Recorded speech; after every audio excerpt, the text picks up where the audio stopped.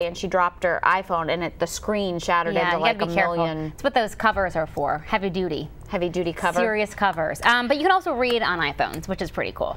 Yes. Right. Like use it as like a Kindle, you mean? That's right, because of course literacy is important, reading is important. Reading is very important, and we are trying to get our friend Darci Strickland in trouble at the library for talking too loudly. Oh, she's outside of the library. They kicked her out of the inside now. Did they kick you out, Darci, because you were talking too loudly? I've actually moved away from the part where the students are studying and moved to the part where the party has started. So excited to be here again for the 6th annual Literacy Leaders Award here at the University of South Carolina. The location has changed since the last 5 years. This year we're at Thomas Cooper Library, again, right here on campus, and every year it gets bigger, every year it gets better. It's an opportunity for the university and everybody who partners with them to recognize people who are making big strides in the world of literacy. This is my friend, Dr. Hastings. Good to see you. Good to see you too, Okay, so the director of the School of Library and Information Science. I mean, it's a big title. I want to make sure I got it exactly right. Why is it so important for us to recognize literacy leaders? Because literacy is the basic building block to economic development. And the people that help that happen, to have a child take a book and read, are the heroes of our state and the region. So 6 years ago, I think you were there when I said first annual, it's like that takes a lot of chutzpah.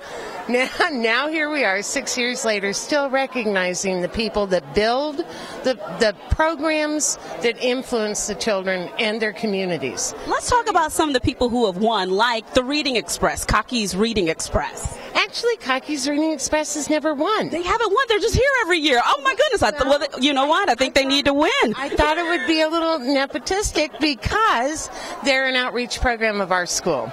And Cocky's Reading Express, the mascot goes and reads to the children and makes them promise that they will read. He gives them a book, and the children just go wild. So, you know, it'd be hard to give an award to something that we started and that we love so much. But all the rest of the recipients continue to build and do great work in the community. And what I love about the Reading Express is that in the 5 years, they've given out more than 40,000 books. We're close to 50,000. I know. It's like amazing. It's like, oh my gosh. And when we're going back in now and doing an impact study, what difference does this make on the community and the children individually? And this one little boy told me, he goes, you know, have you read the book? Do you still have the book? Oh, yeah, I would.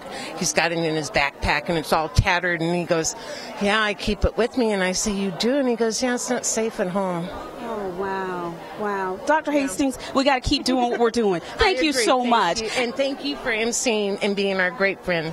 Obviously, I love the Gamecocks, and I love anything that has to do with literacy. And if you have made it to a point in your life where you feel like you're a success, then you absolutely, positively have to thank a teacher. Every Tuesday, WLTX is going to recognize teachers, educators who are making a difference in our community. And our Golden Apple winner this year visits not just one, but 2 Richland County schools. Today, we give our Golden Apple to Dr. Marion Myers. Hi, I'm Darci with WLTX, and we're happy to tell you that you are this week's Golden Apple winner. After more than 20 years in the classroom, Dr. Marion Myers can tell you a thing or two about teaching, and she can do it in more than just one language. ¿Cómo se dice apple en español? Dr. Myers is an ESL educator. ESL stands for English as a Second Language, and on any given day you can find her standing in front of students at Eau Claire High School. This is the second block and the third block combined. And Sandal Elementary in Richland District 1. Exactly. TOO comes next. Her students are from across the world, from Burma to China and from Somalia to Puerto Rico. Teaching English to students with so many different backgrounds is no easy task. Homophones are words that sound the same but have different meanings. But know this, just because English isn't your first language doesn't mean that you can use that as an excuse. And Dr. Myers' class. 4 years ago, Omar spoke no English at all. I speak three languages. I speak Swahili and Mai, and I also speak English as my third language. I have high expectations for them and for myself. So I'm a lifelong learner, I'm a lifelong achiever, and when I go up, I want them to go up too. I'm a special ed teacher at heart. Yeah, that's my love, special ed, and then now ESL is also my second love. Well, first love, they're both top.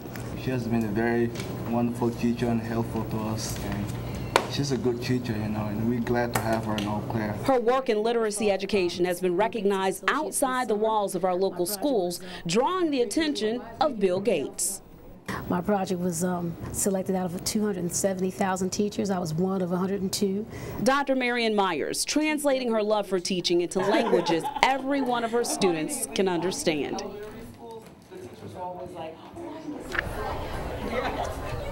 If you have a teacher that you would like to recognize, nominating them for the Golden Apple Award is very simple. All you have to do is visit your nearest BILO, grab a nomination form, fill it out, send it to us here at WLTX. We'll take a look at it, put it in the pot of gold of all the Golden Apple teachers that we have, and who knows, your teacher may be the next one you see right here on Friends at 5. Andrea, Lauren?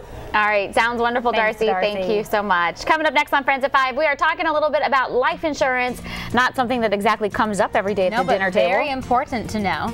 So stay with us. Time is now 5:43. We'll be back with more in just a bit.